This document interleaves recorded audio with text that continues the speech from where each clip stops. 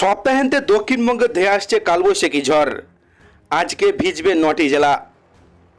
তো উত্তরবঙ্গ সহ দক্ষিণবঙ্গের কোন 9টি জেলায় কালবৈশাখী ঝড় বৃষ্টির পূর্বাভাস জারি রয়েছে?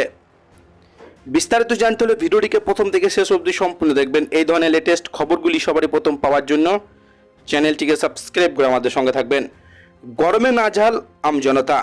দিন বাড়লে সূর্যের তাপে পুড়ছে বাংলা।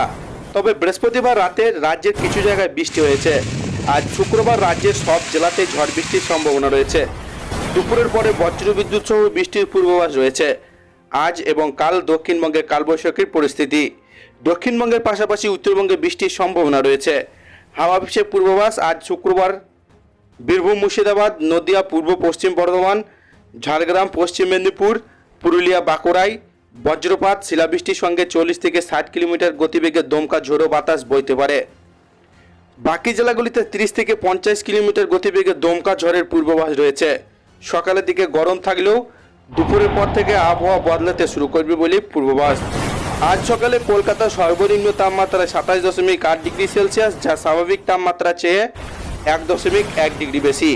গতকাল বৃহস্পতিবার বিকেলের দিনে সর্বোচ্চ তাপমাত্রা ছিল 35.8 ডিগ্রি সেলসিয়াস, যা স্বাভাবিক তাপমাত্রা। আগামী 24 ঘন্টায় শহরের তাপমাত্রা থাকবে 26 ডিগ্রি থেকে 35 ডিগ্রি সেলসিয়াসের মধ্যে। অন্যদিকে উত্তরবঙ্গের সব জেলাতে ঝড় বৃষ্টির সম্ভাবনা রয়েছে। দার্জিলিং, কালিম্পং, আলিপুরদুয়ার, কোচবিহার, জলপাইগুড়িতে ঝড় বৃষ্টির সম্ভাবনা বেশি। শনিবার পর্যন্ত মালদহ, উত্তর এবং দক্ষিণ দিনাজপুর জেলায় বজ্রবিদ্যুৎ সহ হালকা মাঝারি বৃষ্টির সঙ্গে দমকা ঝোড়ো বাতাস বইবে। সোমবার পর্যন্ত ভারী বৃষ্টি চলবে উত্তরবঙ্গের 6টি জেলায়। তো এই ছিল আজকের লেটেস্ট ট্রেন্ডিং খবর। ভিডিওটিকে ভালো লাগলে লাইক করবেন। এই ধরনের লেটেস্ট খবরগুলি পাওয়ার জন্য চ্যানেলটিকে সাবস্ক্রাইব করে আমাদের সঙ্গে থাকবেন।